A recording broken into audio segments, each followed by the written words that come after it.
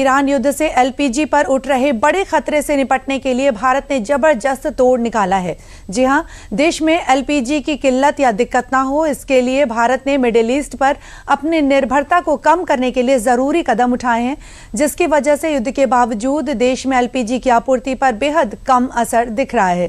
Petroleum और प्राकृतिक gas मंत्रालय की संयुक्त सचिव सुजाता शर्मा ने बताया कि भारत अब अमेरिका, रूस और ऑस्ट्रेलिया जैसे देशों से एलपीजी आयात कर रहा है। उसका इम्पैक्ट भी हमारे ऊपर है। अगर हम एलपीजी की बात करें तो almost 90% of our import was from Middle East. LNG की बात करें तो 47% of our import was from Qatar.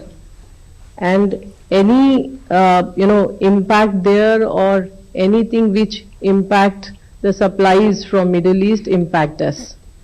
So how we will deal with it?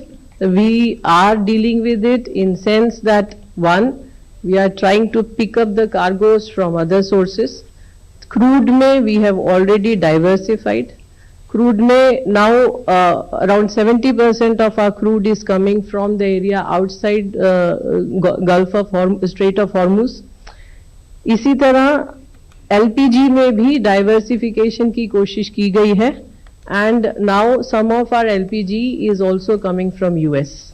इसी तरह एलएनजी के अंदर कतर डेफिनेटली एक बहुत बड़ा सप्लायर है, बट इसके अलावा there are other suppliers also, for example US, Australia, they are the other big suppliers as far as the LNG is concerned.